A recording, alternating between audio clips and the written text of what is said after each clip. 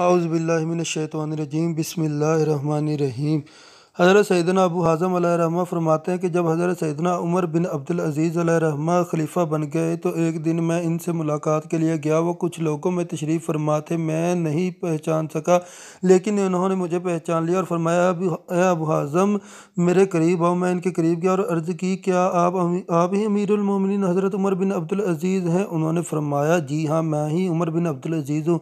मैं बहुत हैरान हुआ और अर्ज़ की, जिस वक्त आप रहमा मदीना मुनव्वरा में हमारे अमीर थे, इस वक्त आप रहमा का हुस्न और जमाल अरूज पर था।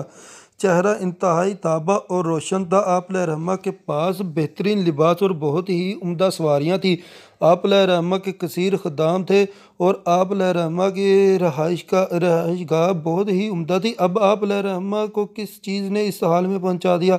हालांकि अब तो आप रहमा अमीरुल मोमिनीन है। अब तो आप रहमा के पास ज़्यादा आसाइशें होनी चाहिए थी। अमीरुल मोमिनीन हज़रत सैयदना उमर बिन अब्दुल अज़ीज़ ये सुनकर रोने लगे और फरमाया, ए अबू हाज़िम रहमा, इस वक्त मेरा क्या हाल होगा जब मैं अंधेरी कब्र में पहुंच जाऊंगा और मेरी आंखें बहकर मेरे रुखसारों पर आ जाएंगी, मेरा पेट फट जाएगा, ज़ुबान खुश्क हो जाएगी और कीड़े मेरे जिस्म पर रेंग रहे होंगे, चाहे मैं कितना ही इनकार करूं।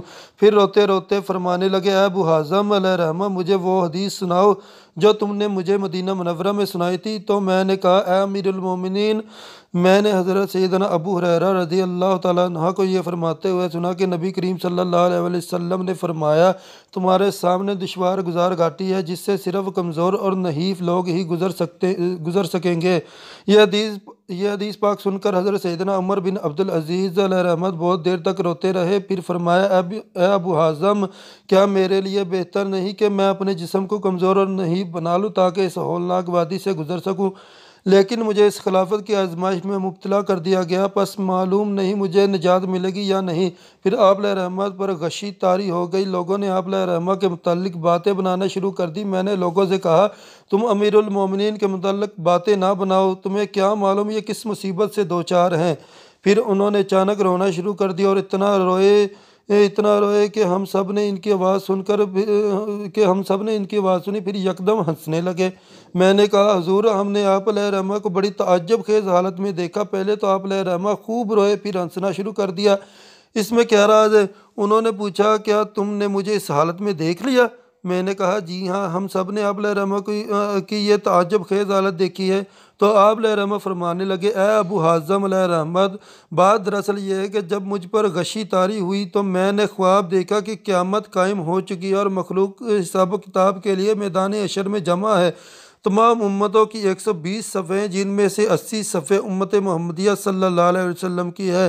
तमाम लोग मुंतज़िर है कि कब हिसाब किताब शुरू होता है। अचानक निदा दी गई कि अब्दुल्ला बिन उस्मान अबू बकर सदीक रज़ी अल्लाह तआला अन्हा कहाँ है? चनाचा हज़रत सैयदना अबू बकर सदीक रज़ी अल्लाह तआला अन्हा को फरिश्तों ने बारगाह खुदाबंदी में हाजिर किया। इनसे मुख्तसर हिसाब लिया गया और इन्हें दाईं जानिब जन्नत की तरफ जाने का हुक्म हुआ।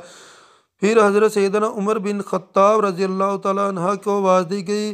वो भी बारगाह रब्बुल इज़्ज़त में हाजिर किए गए और मुख्तसर हिसाब के बाद इन्हें भी जन्नत का मसदा सुना दिया गया। फिर हज़रत सैयदना उस्मान गनी को भी मुख्तसर हिसाब के बाद जन्नत में जाने का हुक्म सुनाया गया। फिर हज़रत सैयदना अली अल मुर्तज़ा रज़ी अल्लाह तआला अन्हा को निदा दी गई। चनाचा वो भी बारगाह इलाही में कामयाब होकर दाहिने हाथ वालों में शामिल हो गए और जन्नत में चले गए। जब मैंने देखा कि अब मेरी बारी आने वाली है तो मैं मुंह के बल गिर पड़ा और मुझे मालूम नहीं कि खुलफाए अरबा रज़ी अल्लाह तआला अन्हा के बाद वालों के साथ क्या मामला पेश आया। फिर निदा दी गई कि उमर बिन अब्दुल अज़ीज़ कहाँ है? मेरी हालत ख़राब होने लगी और मैं पसीने में शराबूर हो गया। मुझे बारगाह खुदाबंदी में हाजिर किया गया और मुझसे हिसाब किताब शुरू हुआ और हर उस फैसले के बारे में पूछा गया जो मैंने किया, हत्ता कि गुठली और इसके धागे और गुठली के छिलके तक के बारे में पूछा गया। फिर मुझे बख्श दिया गया और जन्नत में जाने का हुक्म सादिर हुआ। रास्ते में मेरी मुलाकात एक ऐसे शख्स से हुई जो गले सड़े जिस्म के साथ राख पर पड़ा था। मैंने फ़रिश्तों से पूछा ये कौन है? तो फ़रिश्तों ने कहा आप इससे बात कीजिए, ये आपको जवाब देगा। मैं इसके पास गया और इसे ठोकर मारी तो इसने आंखें खोल दी और सर उठाकर मेरी तरफ देखने लगा। मैंने इससे पूछा तू कौन है? इसने कहा आप कौन? मैंने कहा मैं उमर बिन अब्दुल अजीज़ हूँ। फिर इसने पूछा अल्लाह रब्बुल इज़्ज़त ने आप अलैहिर्रहमा के साथ क्या मामला फरमाया? मैंने कहा मुझे मेरे रहीम करीम परवरदिगार ने अपने फ़ज़ल व करम से बख्श दिया। मेरे साथ भी वही मामला फरमाया जो खुलफाए अरबा अलैहि रज़ी अल्लाह तआला अन्हा के साथ फरमाया और मुझे भी जन्नत में जाने का हुक्म हुआ। इनके अलावा बाकी लोगों के बारे में मुझे मालूम नहीं कि इनके साथ क्या मामला हुआ। वो शख्स कहने लगा आप अलैहिर्रहमा को बहुत बहुत मुबारक हो, आप अलैहिर्रहमा कामयाब हो गए। मैंने पूछा तुम कौन हो? इसने कहा मेरा नाम हज्जाज बिन यूसुफ है। मुझे जब अल्लाह रब्बुल इज़्ज़त की बारगाह में पेश किया गया तो मैंने अपने परवरदिगार को बहुत गज़ब व कहर के आलम में पाया और मुझे हर उस कत्ल के बदले सख्त अज़ाब दिया गया जो मैंने दुनिया में किया था। जिन तरीक़ों से मैंने दुनिया में बेगुनाह लोगों को कत्ल किया था इन्हीं तरीक़ों से भी मुझे भी सख्त अज़ाब दिया गया। मैं यहाँ पड़ा हुआ हूँ और अपने रब्बुल इज़्ज़त की रहमत का उम्मीदवार हूँ जिस तरह के सब मोहद्दीन मुंतज़िर हैं। अब या तो हमारा ठिकाना जन्नत होगा या जहन्नम। हज़रत सैयदना अबू आज़म अलैहिर्रहमा फरमाते हैं कि हज़रत सैयदना उमर बिन अब्दुल अजीज़ के इस ख्वाब के बाद मैंने अहद कर लिया कि आइंदा कभी भी किसी मुसलमान को कतई जहन्नमी नहीं कहूँगा। यानी बंदा चाहे कितना ही गुनाहगार क्यों ना हो, अल्लाह अज़्ज़ व जल की रहमत बड़ी वसी है और वह जिसे चाहे बख्श दे।